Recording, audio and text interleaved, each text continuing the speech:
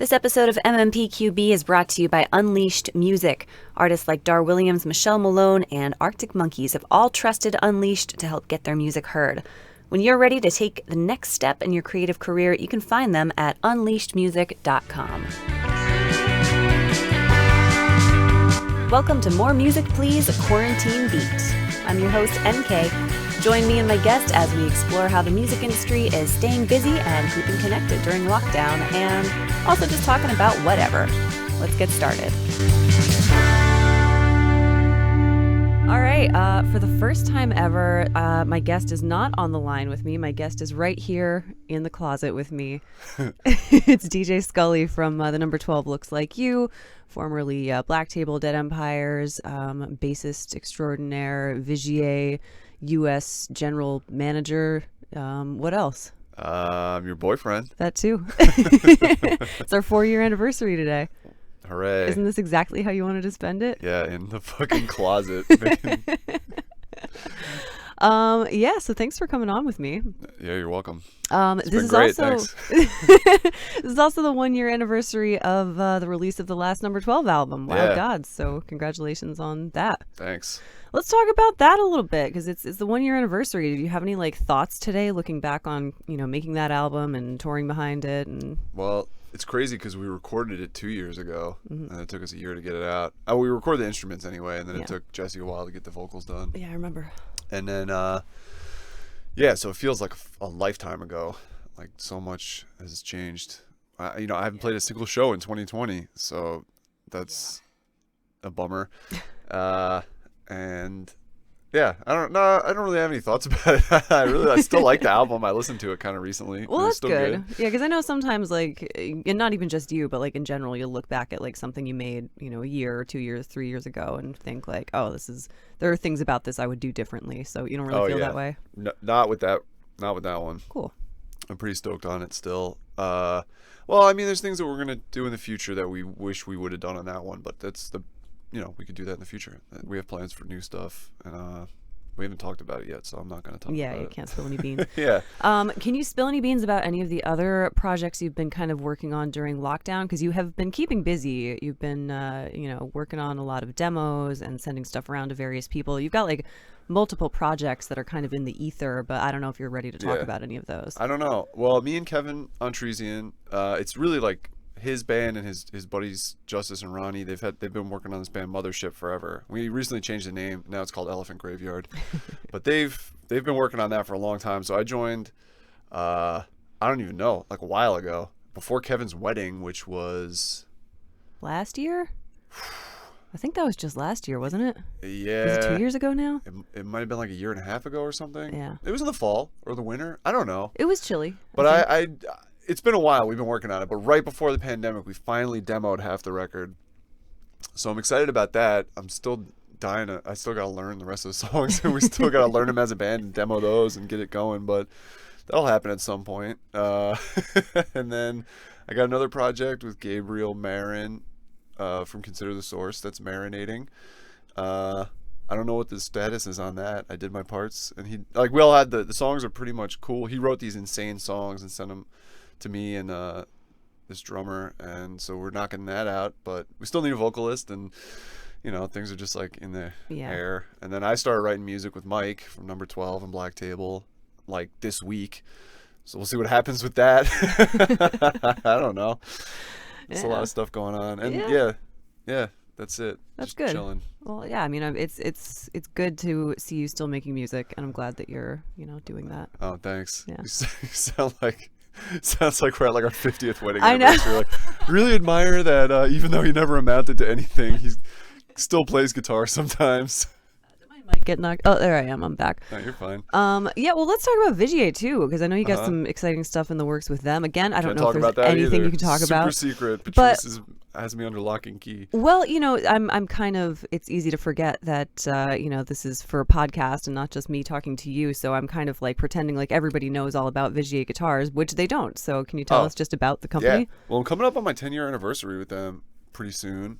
That'll be in April, which is crazy. So I've been working for them for almost a decade, and Vigier is cool. It's a small handmade guitar brand out of Paris, and I personally love the instruments, and I always have. We sold them at the Guitar Asylum when I worked there when I was a kid, and they were always super unique. They're cool because they're really players' instruments. That's the best part about them. Like everything is thought in terms of playability and helping you on tour, rather than like, oh, it's got the fucking nicest 5A quilt maple top and our finish is this and that. It's like, our finishes are nice, of course, but like there's no truss rods, so you don't have to get adjustments ever. The neck is perfect.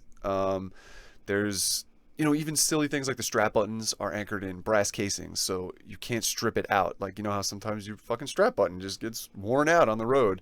You know, our vibrato systems pivot on needle bearings instead of knife edges, so you can't wear them out. You know, the wood is air dried in our factory for a minimum of 3 years before we even turn them into guitars. So tonally, they just sound great. They're light. They're super stable. Yeah, I mean, that's the quick pitch. Yeah, I mean, I'm not a gear person or like a guitar person particularly, but I remember being very impressed the first time you really told me about them, because I had a show and it was cold outside, and I went from my old apartment to it was I didn't even though it was just that I had to go from my old apartment to BSP, which was like 3 blocks away. So I just but it was like January. It was so cold out, and even just that much exposure just fucked up my guitar. Yeah, and like I got there and like it was like unplayable. Yeah. So yeah, and then you were like, well, you know, that doesn't happen to Vigiers. I was like, it doesn't happen. You can do that? Why don't we all do that? You can fly into Russia. It'll probably still be in tune. I am proof positive. And I do not take care of my instruments. I'm very bad at it. Like, all the finishes are fucked up. The finishes on all my hardware is flaking off because I don't clean them enough. I don't do anything. I just show up and rock on them, and that's it. And I beat the hell out of them too. I used to swing my 4-string around with Dead Empires. I used to play my wah pedal with the headstock of the bass. I would take my bass off and make a bunch of noise. And go, wah, wah, wah, wah, wah. I'd just like smash it into my pedal board. Remember that time you got blood all over your bass at that one show? You got smashed in the nose? Yeah. No, I smashed my nose onto Jason's shoulder, headbanging. I definitely broke it, and I was covered in blood. I have blood on my white bass. I forget what happened. Oh, I caught my fingernail. My thumbnail was a little too long, and I was still using a pick with black table, and I caught it and just ripped like a chunk of it off. And it was all over my white bass, which looked awesome, but it hurt so badly. Brutal. That's one that recording session I would take that back a little bit. Or I would redo some things. I was listening to that record because Ryan from Black Table posted a playthrough video that me and Mike made for that record, and then I was like, oh, I should listen to that. So on the way to work at my other job, I put it on, and I was like, what the fuck were we thinking? Like, the songs are so good, and like it gets better as it goes, but like the first track, I'm like, I got Jason Newsteded. Like, you can't hear the bass. I'm like, what the fuck? I would have put my foot way further down. Yeah. Well, so we are here today to talk about anime, which is really exciting for me. Let's just jump right into it. I was a big anime kid in like middle school, I think is like when I started to get into it. And I kind of pretended like that part of my life had never happened for several years. And then I met you and you were like, let's watch some anime. And I was like, Let me get that water. I'm dry over here. We're both hungover today. Yeah. It was our friend's wedding last night, so congratulations to her. It was really fun. It was a great night. Not a lot of parties happening right now, and it was outdoors and it was a small group, but we still got lit. Mm-hmm. I had like 5 whole beers. Now I'm debilitated. That's fucking evil. There, I'm back. So tell me about your anime genesis. What started it all for you? I did not watch anime as a kid. I started watching it when I was living with this dude. He was dating this girl who had a kid, and she was like 3 or 4, and they needed to do something, and they left the kid with me, and I was like, what the fuck am I gonna do with this kid? But she was super smart. She was a cool kid, and I was like, just flipping through Hulu, and I was like, I never watched Dragon Ball before. That's probably good for kids. Mm-hmm. And then we just sat there and watched like 5 episodes. The first 5 episodes where Gohan gets abducted and like early kill DBZ. Goku. Yeah, the very first episode of DBZ. So we just sat there watching that for like 2 hours until they came home. I was like, all right, I guess now I'm gonna watch the rest of this 300 more episodes of this and 14 movies and base a lot of decisions on whether I can access Dragon Ball content. It's endless content. I mean, God, like that's one of the most wonderful things about, I mean, anime, Dragon Ball in particular is an extremely rich vein because it just goes on and on and on. And it's still going. Still going. They're still making the manga. I guess next year there's going to be a new show, allegedly. We'll see. But like it can be a problem sometimes when you get really into some new show or content or whatever, and then you like, run out of it and you're like, what do I do now? That's never a problem with anime. There's always more you can get into. I never thought that I would finish Dragon Ball Z, let alone Dragon Ball GT. Then Dragon Ball Super came out, and I watched all the movies like 4 times. Like when I started Dragon Ball, I was like, however many, there's 291 episodes or something. And I was like, this is great. Now I just always have something I can put on when I'm bored. Nope. Cut to like 2 months later, it's like, yo, what happens after that shit? What happens after they kill Boo? I forgot the last episode is something whack. Oh, it's like, it cuts to like 100 years in the future, and you see like Vegeta's grandson fighting Goku's grandson in the martial arts tournament. I don't think I ever saw that. You might have missed it because we trailed off pretty hard during the Boo saga. Yeah. You got sick of it. A little bit. And we were watching DBZ Kai too, which is like easy level. Yeah, watching it on fast forward. That I've watched DBZ Kai like 3 times. Yeah. But yeah, it's funny. I was talking about this with Bridget last night because she just got into anime. Oh. And yeah, she made a good point where it's like somehow it's so repetitive and you could just shut your brain off and watch this shit, but it's always weird at the same time, like something like Food Wars. Like, yeah, that's a great example. Such a stupid fucking show. It's so formulaic. You know exactly what's going to happen. But I gotta watch because they keep making it weirder or different every time. The same thing, like that's Dragon Ball. Like at this point, Dragon Ball Super is a little whack, and like they lost the magic in GT. That really sucked. But because it's just endless power scaling to no end. Like the point is that it's got to be to lead to something. And bigger. GT is also super boring. I really like Dragon Ball. Boring, I like Dragon Ball Z. I like Dragon Ball Super. Like I'm very fond of all of that. But GT is the most cynical form. Just bored the shit out of me. Well, like Akira Toriyama didn't write it. That's why it's just a TV show. Yeah. Like it's not. It was made to sell toys. Bad fan content. No, fan content's lit. That's another part of it. Like, there's so many bad fan content though. With Dragon Ball, especially, there's so many cool homemade movies, like live action movies, because you can make that like cool movies at home. Like, so I watched somebody made like a trailer for, I think, the Android Saga. It looked fucking badass. And then they were trying to like crowdfund the movie. They're like, yeah, we made this 30-second trailer. Now we only need $2.3 million to make the rest. Yeah, sure. But yeah, anime is crazy because it's just, I mean, Dragon Ball is like my favorite, but it spans so much. Like, Food Wars and Haikyuu are not like Dragon Ball.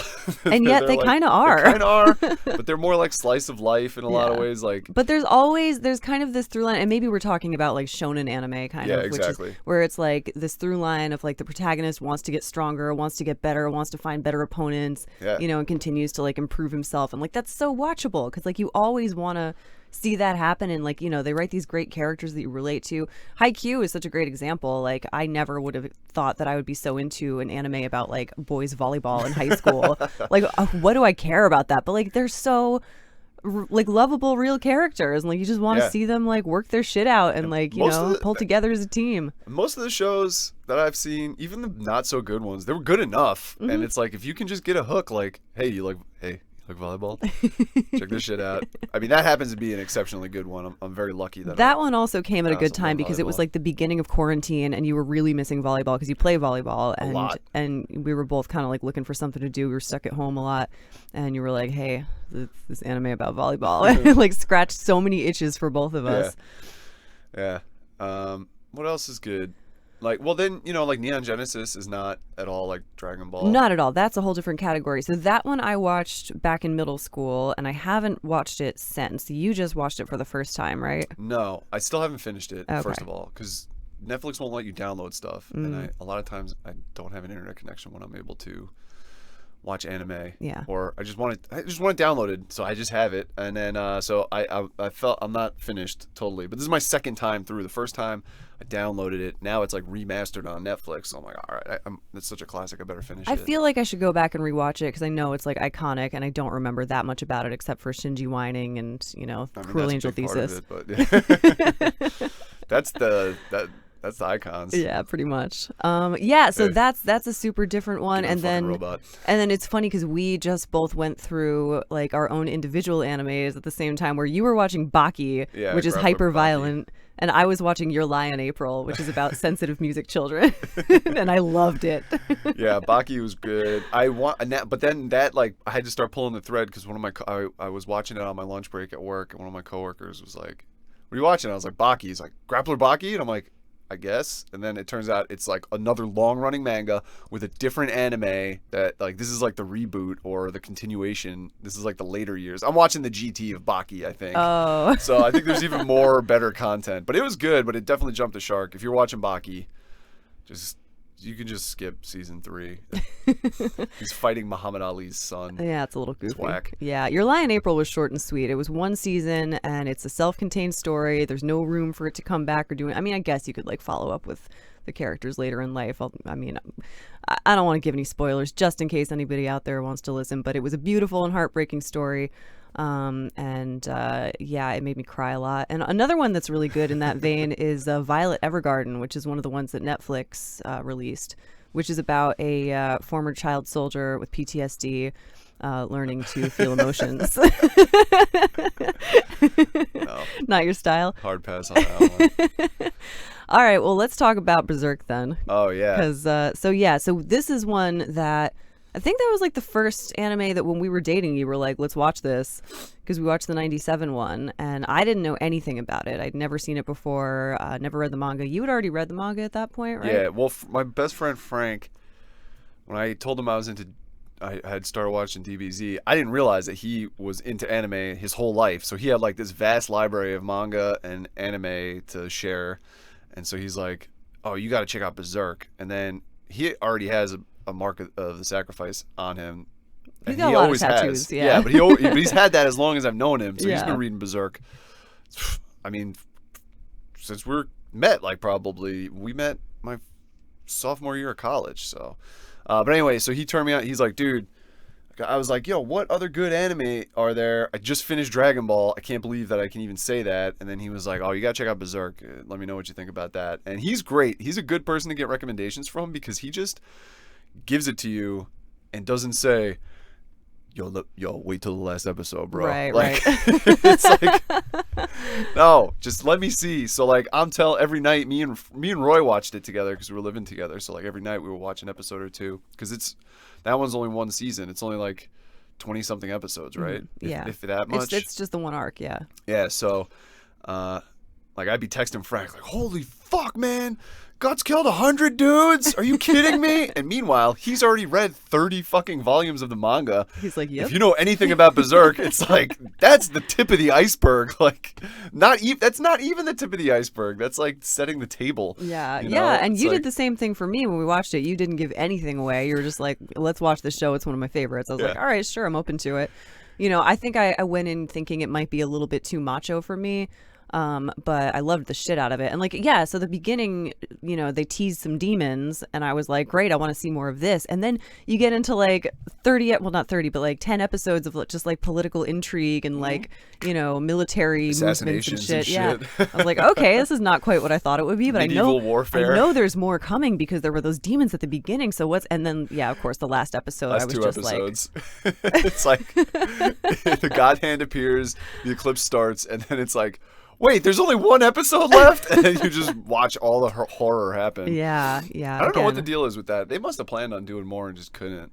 Yeah, with the 97 one. Yeah, Yeah, I don't know. it's such a bummer because the new one sucks. Although, I think I was listening to, because I just read the manga and of course was just loving the shit out of it, read it way too fast and wanted more content. So I listened to a couple other podcast episodes about people discussing Berserk, and what somebody said was that it seems like they didn't intend to keep going with the 97 one because like Skull Knight wasn't in it, for example. Oh, So yeah, like, there's no Puck either. yeah. So they kind of cut those elements I out don't because they remember. wouldn't have made any sense I gotta without the re- rest of the story. I gotta reread the entire manga. Yeah, you might as well. Puck is around the whole time, right? Yeah, He's yeah. around the Band of the Hawk and everything? No.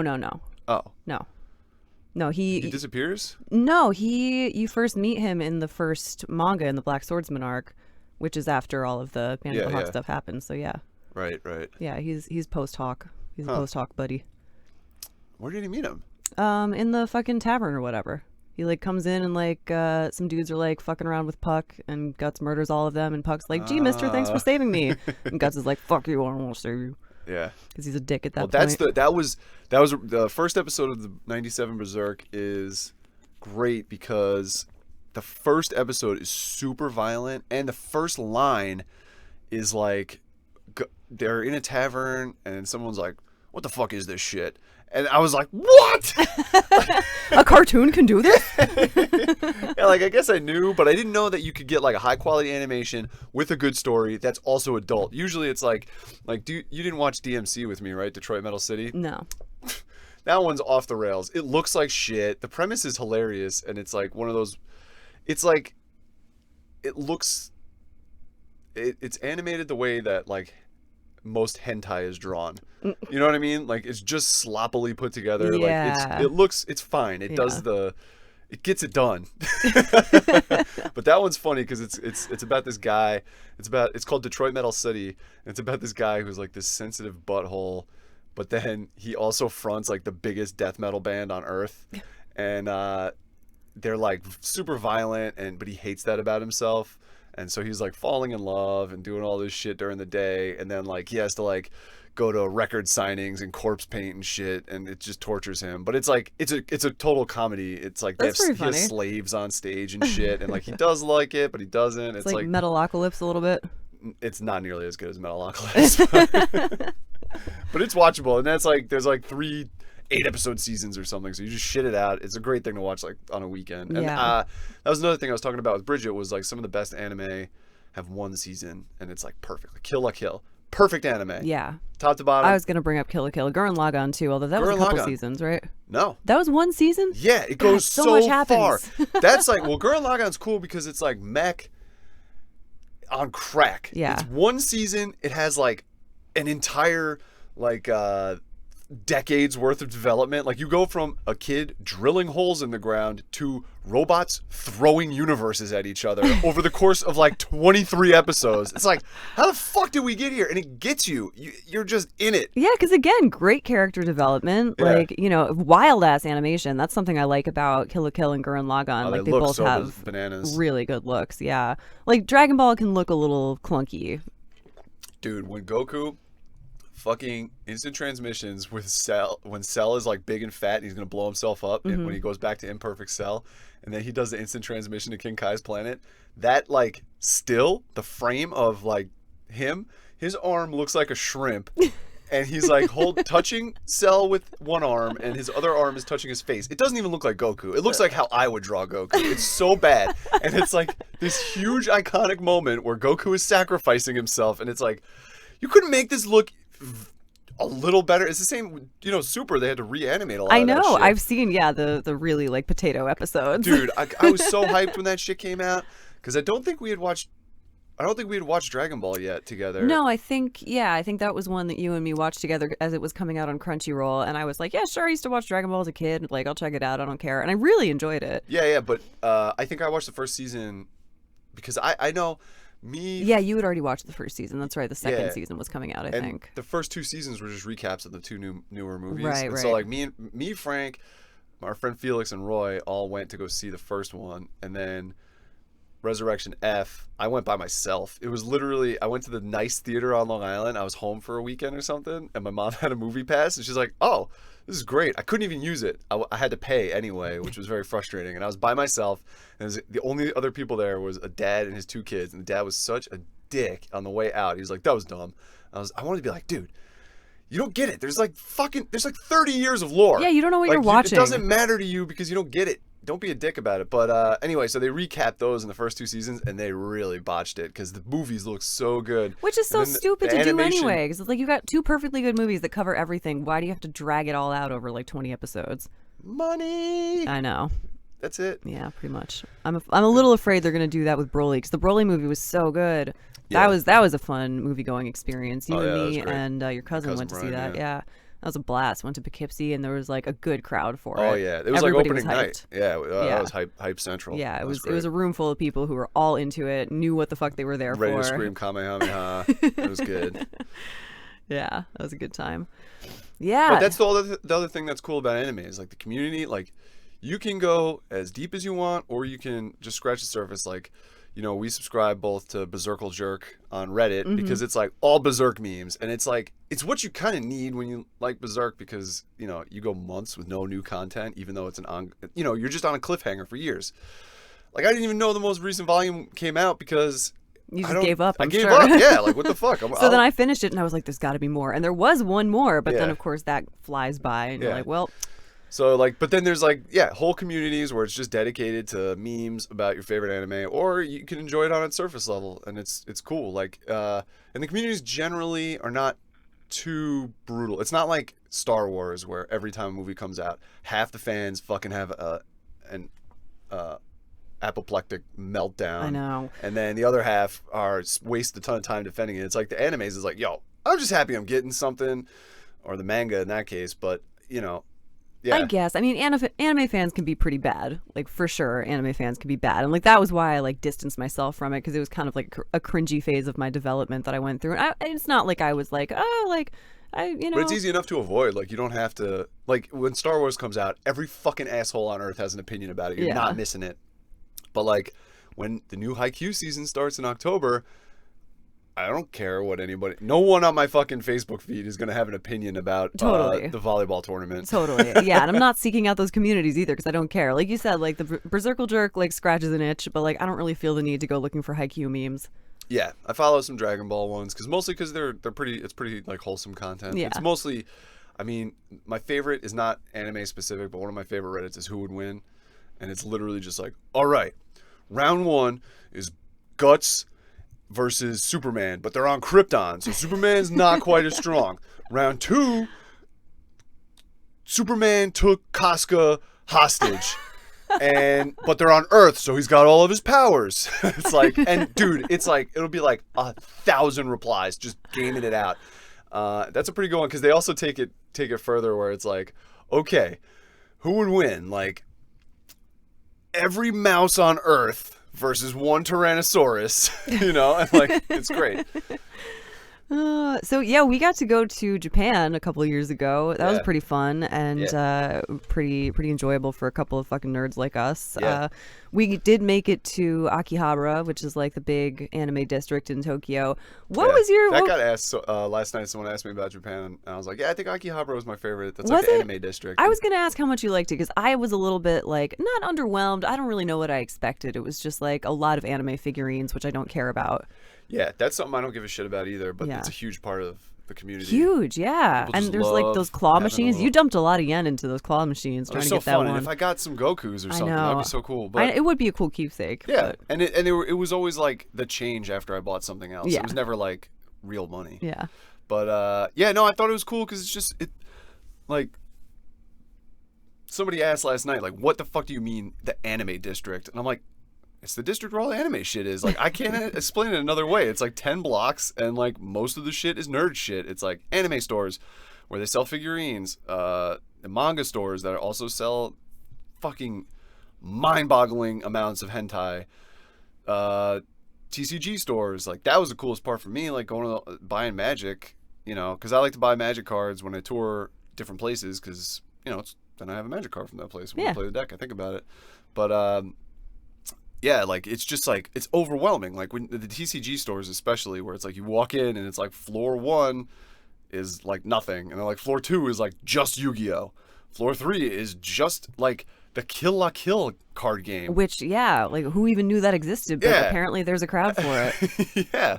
So like, it's just very, very funny because it just goes on and on. So it's like 8 floors, and every floor is dedicated to a different game. There's a full tournament happening on each one, and they have like incredible singles and just like tons of product.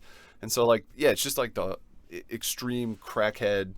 Like, I could have whatever I want. Like, I could find some weird ass berserk thing that doesn't exist on Earth, and I thought that was cool. Yeah. And the food was good over there. Like, yeah. Well, there's like also the funny like gimmicky cafes where the food is like mediocre and overpriced, but you get to sit like next to a Gundam. Yeah, exactly. I'm like pretty down for that. Didn't we do that? Did we go went to the the Gundam Cafe? Yeah, for sure. Yeah. We tried to go to a Dragon Ball one, but it was like a little bit more of a pain in the ass than we were willing to do. But next time, I think I want to do that. They do like pop-ups. Yeah. You know, like that's the whole thing. It's like the Dragon Ball Cafe in whatever city or area district, of district or whatever.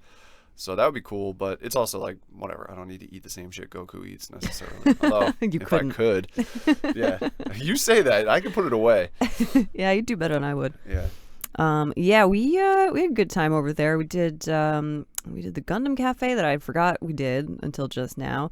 I feel like we should tell the story of the Hatsune Miku Cafe.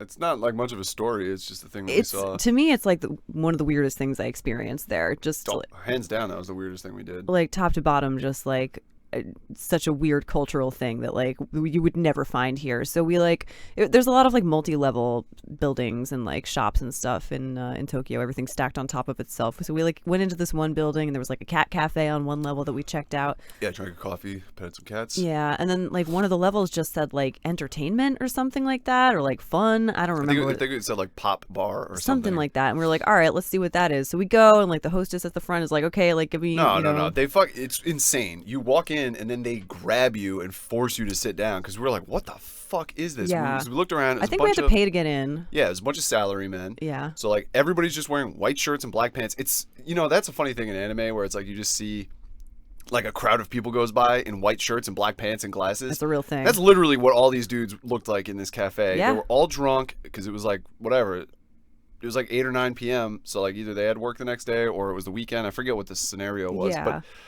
But also, the reason that we agreed to be pulled in was because they were like something Hatsune Miku, and we were like, okay, sure, like thinking that like Hatsune Miku is a hologram. She very well could be there, like Yeah. So we're like, all right, we'll check out a hologram show, but that is not what it was. No, it was so weird. So we sat down and like it wasn't packed, but it wasn't not packed, and they give you these like lightsabers. Remember? Mm-hmm. And then they're like, watch us, and the women like serving you drinks are like, they were like on us. Yeah, because they're like, you guys need to know how to do this or you're going to ruin the vibe. So then we're sitting like front and center and there's all these drunk dudes around and then these girls come out like one at a time singing songs that I guess are pop songs. Like lip syncing to songs.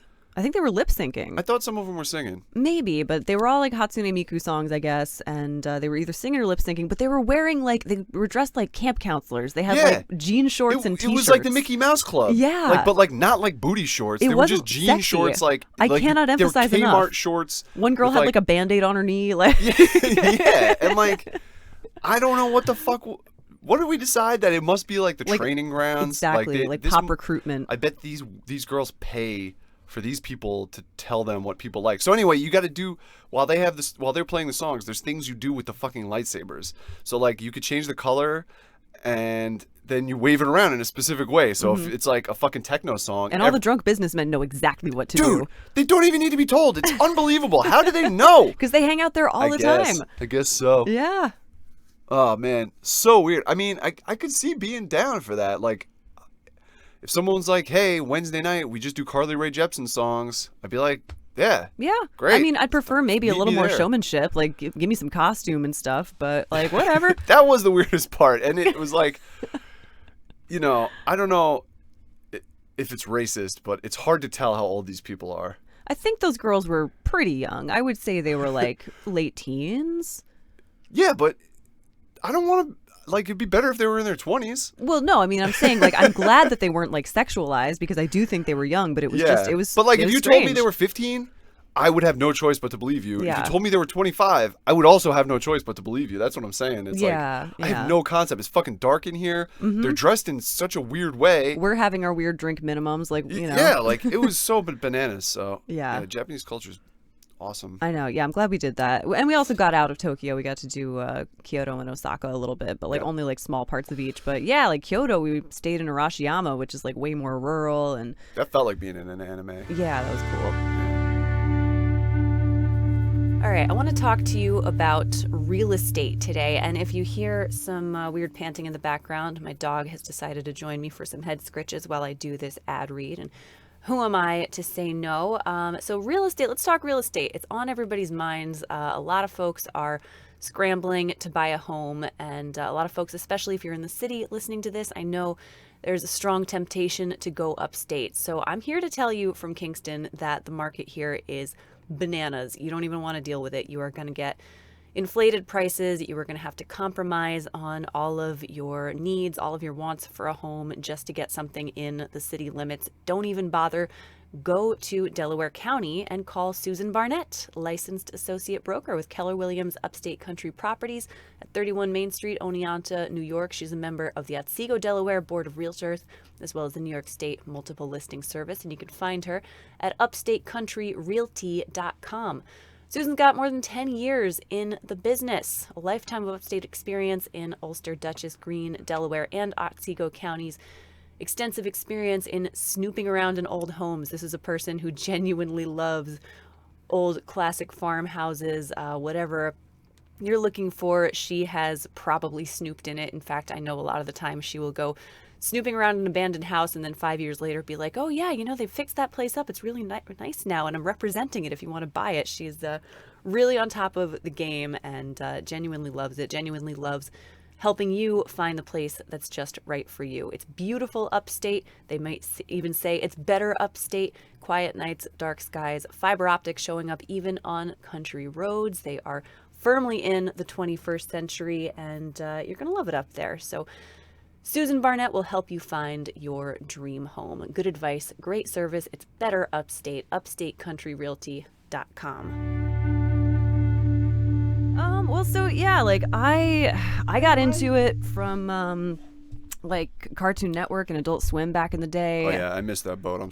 so bummed that I did. I would have such a better basic That was knowledge. that was what got me into it. In fact, I think the first anime technically, like I used to watch Dragon Ball Z with my brother, but like as kids and didn't really think about it. But I started watching Tenchi Muyo when that was on Cartoon Network. I don't even know what that is. It's another like harem, you know, like a Shinji type has like a bunch of girls who were into him for no reason and like they're from space or something. Like I don't remember, but like And he doesn't like it. yeah, of course. He's God. very uncomfortable, nosebleeds all the time. That's why Guts is such a good character. Yeah. So and Goku, like they're balls to the wall into it, whereas like a lot of protagonists are like, I don't know, maybe. Goku is like asexual. Yeah, but that has nothing. But I mean, he's into fighting. Yeah. And, like Shinji is like, it's like, dude, get in the fucking robot. What is the? They're going to destroy everything. Yeah. Get in the robot. Shut the fuck up and just do it. You know what to do. It's like, whoa, why is this even a question? Yeah, because again, that's You're gonna make not, Ray do it? Fuck. It's not a shonen anime. It's like a psychological, like, you know, like we have to look at like the emotional impact. People are gonna be of this so mad decision. because you don't remember all of it and I haven't finished it. We're talking about it like we're fucking experts. I don't think I'm an expert, but I watched it once.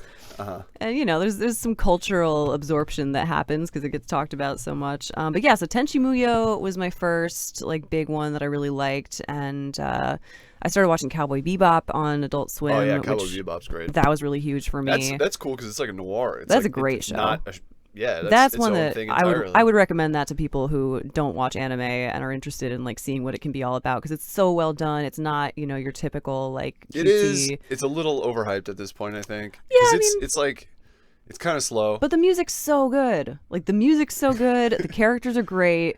I mean, yeah, like Ed's a little whatever. I don't know how much I love Ed as an adult, but I watched it recently. I like went back and rewatched it a couple years ago, and it holds up. It is good. Yeah, no, it's good. It's funny. It's like it's a pillar Yeah. of like, oh, if you're not into anime, maybe you should try this. And then you'll be into it like I am. Well, but like you know what I me. mean? Like the style's different. The artwork's really beautiful. It's not, there's not a lot of like big shiny eyes around, which I think is a turn off for some people who aren't used to it. Yeah, and I used to think that, and now I watch a lot of things like that. Yeah, it doesn't bother me at all. Yeah. So now right now I'm watching Dorohedoro, which is very funny because we watched one episode together, and then I told Frank that he might like it, and then like he's like, fuck Netflix, and I'm like, dude, no, check it out, it's gonna be cool.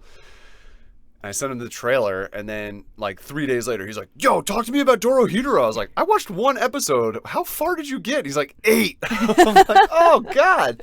So he's convinced it's like one of the greatest of all time. Yeah, already. I just watched episode 2. I'm gonna get into it. It's fucking out there. 3 is where it really okay picks up, I can tell you that pretty confidently. Yeah. And that's got that funny like sort of semi CGI style. Oh, the whole thing but is it's CGI. good, it looks good. It looks fine. Yeah. And I think that's the thing now where it's like they can just shit out anything. Even like Food Wars has a lot of CGI, and so does Haikyuu. But you might not even notice. But it's like it just makes it so much faster, so you don't have to have a bunch of I was gonna say Japanese slaves, but that's not who's making these. But they do work those guys to the bone. Like that, the production houses, like that's part of the reason why Dragon Ball Super sucked so hard, because they had other priorities. So the lower dudes on the totem pole and women were forced to. They were the ones that got stuck animating, and it's like you can't hand a property like Dragon Ball to like the B Squad or C Squad. It would have been better to wait. They ended up reanimating that shit. That really sucked. Like, yeah, I know. But yeah, I never actually saw like the shitty versions. I've like seen them on the internet. Oh man, that was a point in time where like I was with the community. I was deep in the Dragon Ball community, and it's like everyone's like, this fucking blows, and I'm like, I just want to like it. Leave me alone. I know. Yes, I agree. It sucks. Like, because I used to watch simulcasts. They had illegal simulcasts, and so you could watch it like as it was coming out, which was cool. But then it was so bad. And then luckily they redid it for the DVD. Well, and speaking of going back to Berserk for a second, speaking of stuff that the community wishes was better, the last attempt at the anime, which is funny because you and I watched it together. I had only seen the 97. I still hadn't read the manga at that point. And what's funny is, like, obviously I could tell the animation looked like shit. Like, there were... It looked like cutscenes from, like, a PS1 game. But I still was into the story. Story is good. It's fine. But the problem with that one is that they cut out, like, huge storylines. But, like, that tells you how strong the story is, that, like, I was into it even though, like, it was not very good. You were getting the skim guts. Yeah. The skim milk version of fucking Berserk. Totally. But, yeah, and, like, now that I've read the manga, I'm like, oh, I see how egregious that was. But, like, it was just the story alone is strong enough that like I still wanted to like see more of it. The movies are pretty good. If you're gonna watch them, I would definitely recommend watching 97 first, the original one. But the CGI movies are totally watchable. We could watch those someday. Yeah.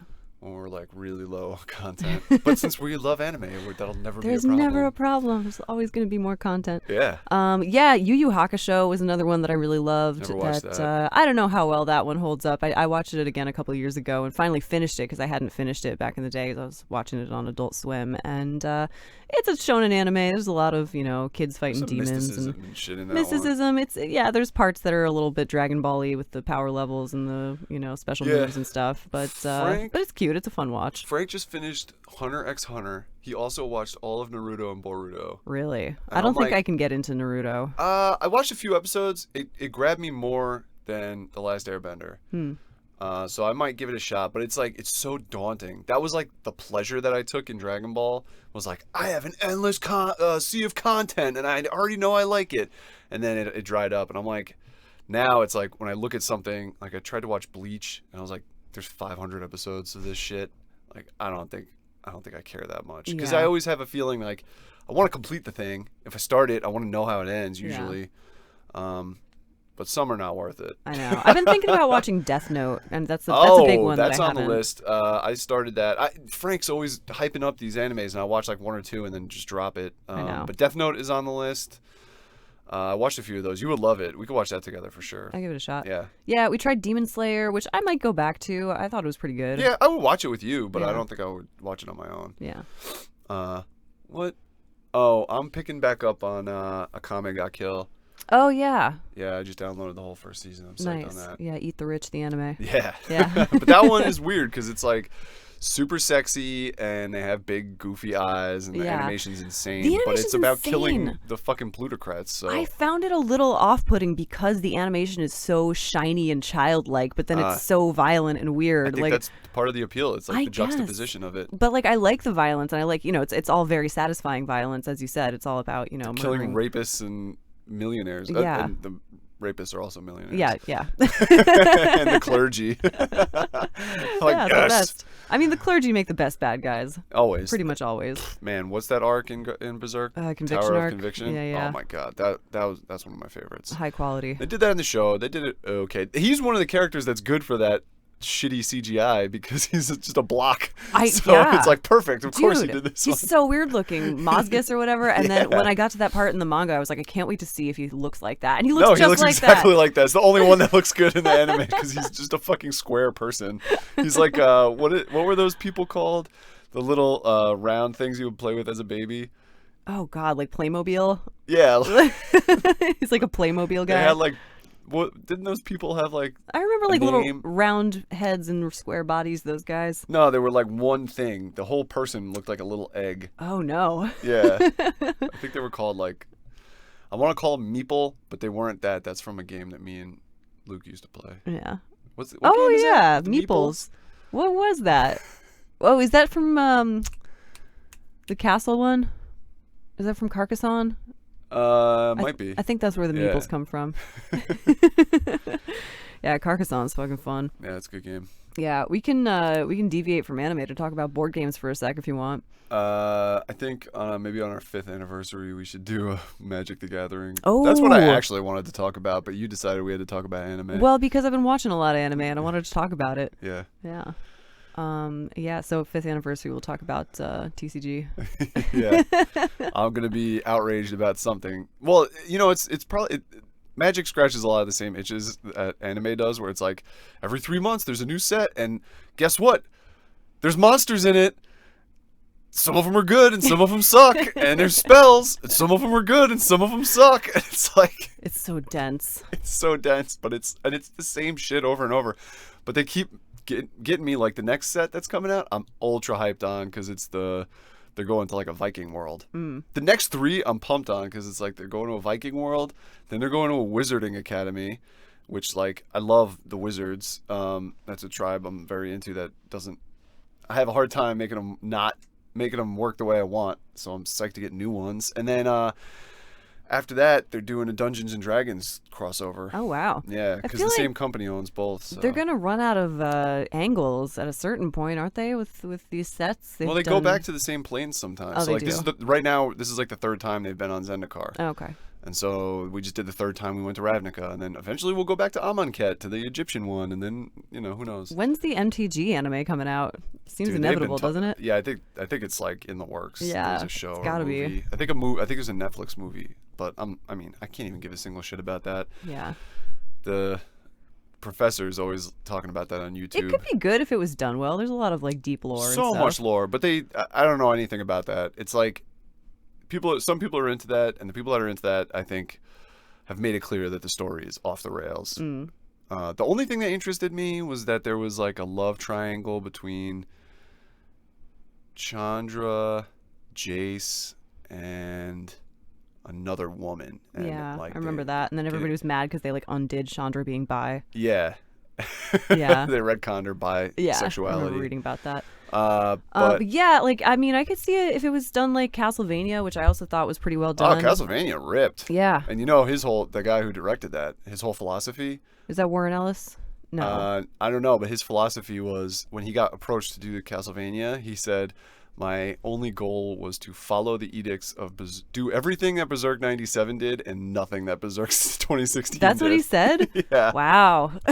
No wonder it's so good. I know, and it's got the same tone, It's like Yeah. the color palette is similar, and it's like it just looks fucking good. It's Yeah, it looks really good. That's what I like about it. and there's even a lot of dude, things I even like Berserk, about like it. I remember Frank telling me when I was watching it that he's like, yeah, Berserk's kind of like a low They had a low budget, so there's like a lot of still frames. Some of it doesn't look that great, yeah. But dude, it works. It's like I'd rather look at one really well drawn still frame, like, you know, if they're having like a party around a bonfire. It's like you hear the sound of a fire, you hear people drinking and clinking glasses, Yeah. and it's just like a panning shot of what is effectively a colored in manga panel. Yeah, that doesn't really bother me. Yeah, so like I'd rather have 10 seconds of that than 10 seconds of Goku looking like he's disabled, you know?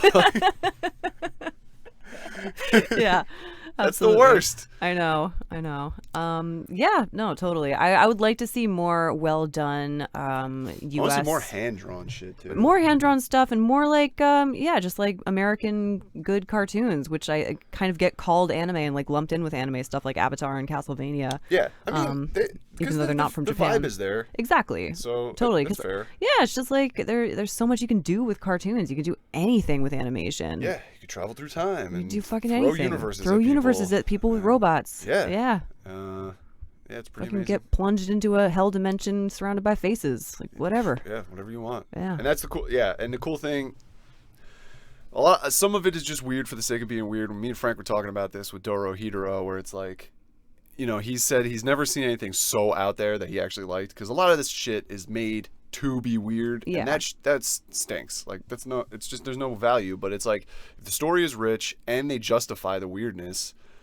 It's great because it's limitless. Like every episode of that show, you see a new thing where you're like, "What the fuck?" And then it's just explained in Yeah, a way that in 2 sentences they get across like, "This is how it is here." I do appreciate that. That show doesn't really hold your hand, but it No. also doesn't confuse you for the sake of confusing you. Like Yeah. it just expects you to pay attention and pick up context clues. And they're not. Yeah, it's not heavy-handed or light that you miss it. Like I miss a lot of shit when I'm watching stuff that I like, but Yeah, I tried watching Dorohedoro the other night while I was like putting on my fake nails for this wedding. Cannot be done. I was like, no, It needs your I attention. either would have to like watch it dubbed, which I don't prefer. Yeah, where do you stand on subs versus dubs? I'm pretty diehard subtitles. yeah, except Berserk 97, I think is perfect. It was pretty good. The dub is really good. It was pretty good. I would like to see it subtitled. I'm really married to Guts' voice in that one. It's so masculine and good. And also, Goku is one of the Band of the Hawk, so hearing his stupid voice is very funny to me. Where he's Oh like, yeah, he has like right. 3 lines Sean in the entire Schemmel's in thing. it, right? Forgot about that. I don't know if that guy's gonna be working Yeah. after that whole fiasco. Wait, what did he do? All those outtakes got leaked on the internet. Oh, right, He's yeah. calling Gohan the F word I over guess and over and that's over. probably not great, huh? Yeah, at the time I was like, oh, that's a funny, weird thing, but it's probably not good for him. Yeah. But even that, like, I used to, when I started, I only watched the dubs because so if you've never seen Dragon Ball, Goku is voiced by an 80-year-old woman. Which blew my mind because I grew up watching Dragon Ball Z, grew up with Sean Schemmel as Goku. Yeah, and he's great. then- He's a really good actor. Yeah, and yeah. it fits. He looks, the way he sounds, it makes sense to you. And then when you see the dub, it's like, Chi-Chi! But like I get so into it. Like I love Goku sounding like that now. Yeah, he sounds like an old woman, and he's screaming and shit, and it's insane. And he's such a fucking idiot that it just makes And that total was the whole sense. thing. Like, the funny thing with that is how different they made it. Like, Goku is pretty much Superman in America in English. Because and, we need, our heroes to be moral and just. And yeah, that's not what Goku he's is never in been Japan. that. In Yeah. Japan, he's always just been a hillbilly who just wants to fucking fight, give you the strongest guys, fuck everything Yeah, else. and he's nice because he had like a traumatic brain injury as a child. Pretty much. He's not a Saiyan because, yeah, he hit his head. He bonked his head. Yeah, so he's not out to dominate the world, which is what he should be doing. But yeah, But I mean, they got that out. They wants to fight, eat reprogrammed food, and have a Vegeta, good too, time. So, Yeah. Vegeta's cool now. yeah, totally. Well, Vegeta just had character development. Yeah. He's Great the most character. interesting character for sure. Great character. 100%. Yeah. Yeah, Shut up. Ah, All right. Yeah, subs and dubs, not huge. Don't care really, honestly. I prefer the subs now, but I can watch dubbed shit. No, pretty much without. I like beef. the As Cowboy long as they're Bebop good. dub a lot, but Oh yeah, I watched that dubbed, and some of them are distractingly bad, and you can't bounce back. Like Dragon Ball is amazing because you can bounce back and forth. Like obviously when the movies. Well, actually, I saw the movies. I'm trying to think. I think I saw Resurrection F twice. I might have. Did I get to see it in Japanese in the theater? No, it I'm had to be trying in to. English. We must have watched Broly. Broly in was in English, English, right? 100%. Yeah. So was Battle of the Gods. I'm trying to think. I definitely watched Resurrection F in Japanese, but I think I watched like a cam recording Like that was my second viewing. Was like somebody had uploaded it with subtitles. Yeah. But Yeah, my only problem with dubs is, and there's no way to avoid this really a lot of the time, is like just the translating stuff so that it loses some meaning, or, just stretching things out to try to fit the animation so that you end up having these unnatural sounding sentences. Oh, yeah. I watched a Vanity Fair video with a woman who voices Misty on... Yeah, I think I watched that with you. Yeah, on Pokemon. And the amount of time they worry about getting the shit to line up with the mouths is like... Who cares? Like, I would rather We're have over it line up less well, like, That's what I'm not saying. line It's up like, as I'd well. rather see a 10-second still than watch 10 shitty seconds. The same with the thing. Yeah. I'd rather have the sentence make sense. I want the sentence to sound natural, which like Cowboy Bebop did well, and Dragon Ball I think does well. Oh, yeah. Now they do. The Yeah, old ones are not. yeah. We watched that funny comparison the other day of like all Yeah. the different versions of that same scene where With it the just same actor it and was everything. so clunky and so long, Stilted. and yeah, Yeah. and then finally like they got some character into it. Yeah. Well, I mean, people get better at acting, too. Yeah, yeah. What the fuck? I But a gonna lot of say it was something- script. Yeah. I was going to say something about this. Fuck. About subtitles, Lost it. and dubs, and unnatural sounding sentences. Oh, the most egregious thing ever is when Brock is trying to give everybody donuts. Oh God, yeah. It's onigiri. Because Americans can't possibly handle learning about a new food item. Yeah, all he had to say is, "Hey, it's onigiri," but I guess it was 1997 or something when that came out. So it's Yeah. like it's just call them donuts. Yeah, it's like They're a cultural fucking change. triangular donuts. I know. Wrapped in seaweed. Well, I watched that video I showed you of the clips from the Haikyuu dub, which we've been watching Haikyuu subtitled, and I like it. Oh, but somebody took these clips from the dubbed version, which I thought were great. Where like they take all these like little They add little moments cues. that make the characters seem American, kind Oh, of, yeah. where they're like brah and like Yeah, like brah. saying, Dude, all right, I gotta tell this story from my brother. It's his story, but I'm telling it, and I think it's a good spot to end. Yeah, good. So he's a teacher. It has nothing to do with anime whatsoever. That's okay. But he said that his kids had to sign into like, some Google Classroom or something. And he's like, it doesn't matter. You don't need to use a real email. So if you forgot your password for the school email, just type in, MikeyPoo@MrScully.com and you'll be good to go. Did I tell you this already? No. Oh, okay. So he had the whole class and one kid couldn't get in and he keeps going, "You're typing it this way?" And he's like, "Yeah, I'm typing it exactly like you said." And Sean's like, "All right, I'll take over your screen." So he takes over the kid's screen and he had typed the word "at" instead of the symbol, and the whole class could see his screen. And he goes, the whole class is silent, and one kid goes, "Bruh." They're middle schoolers, man. How funny is that? Middle schoolers are hilarious. Just bruh. Bruh. But it's like, yo, That's all you don't need know to how say. fucking email works? What year is it? But is email so old now that they don't use email? I guess. But like these, you still need email to sign up for like TikTok and shit, right? I don't know. And Pornhub. Like, All the no, things you don't middle need it for schoolers go on. you don't need it for online for TikTok. They just verify it through text, Oh, well, I guess not. right? When you sign up for new things, you never use emails anymore. When you get a new app, it's just like, we'll send you a text to confirm it's your phone or whatever. It's like, oh, okay. I guess. Yeah, we're just Is old. TikTok banned I think so. as of today? I think maybe as of today. Oh, thank God! Now I don't have to watch any more girls doing stupid dances with their arms. What's up with that? It's a Fortnite thing. It's kids, but like whatever. Oh, it's from Fortnite? Yeah, it's a Fortnite thing. I No, think. the one dance where they're fucking swinging their arms that the kids are always doing. That's one thing. But then there's always like these girls that think they look good usually, but then they'll just do like a little 30-second dance, but it's mostly just moving my arms from the elbow down. I have not seen this. It's a You're seeking this scourge. out. It's a scourge. No, it pops up on like meme accounts on Instagram and shit. I don't know. I only get like thirst traps, like ads on my meme pages, which annoys the Those shit out are of the me. thirst traps. It's But like these I don't see the dopes doing arm these- movements. I just see like Oh, girls man. sticking their butts out, Hey, which is fine. nobody's But complaining about that.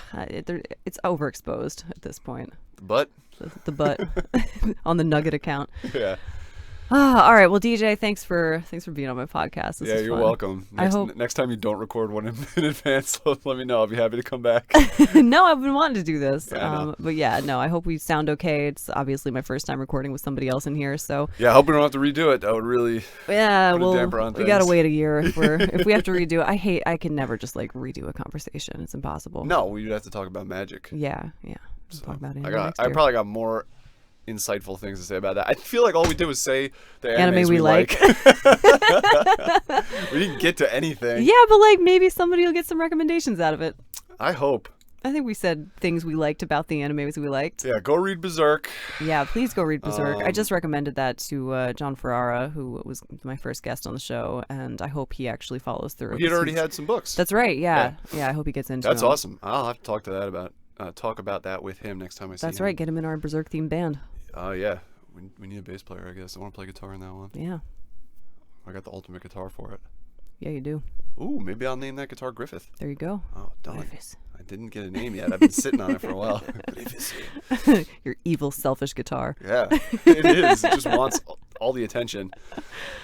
All right. Well, do you want to plug any socials or anything? No. Okay.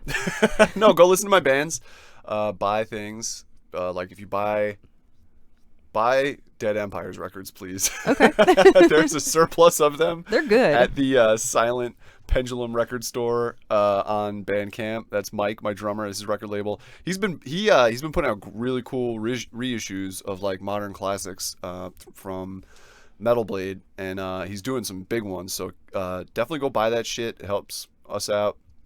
And yeah, just keep buying stuff, keep streaming. People like to bitch about Spotify, but I'll take my fucking 35 cents every 4 months. Yeah, man, like nobody was gonna pay me to. You don't get paid per spins of a CD. You sell a CD. That's all the money you get. Yeah. Maybe one of our songs can go viral. That'd be cool. Yeah. And we'll get $100 instead of $30. I'll use the power of my podcast platform to make it happen for you. Yeah, please. I'll do my best. All right. I want to go watch the Giants now. All right. Happy anniversary. I love you. Happy anniversary. I love you too.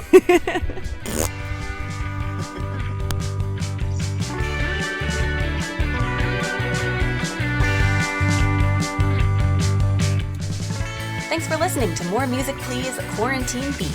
Follow the show on Instagram at moremusic.podcast and check out the website moremusicpodcast.com for new episodes. Questions or comments, email moremusic.podcast@gmail.com. Thanks to DJ Scully, Michael Cadnar, and James Stewart for the catchy theme song you're hearing now. I'm MK Burnell. Talk to you next time.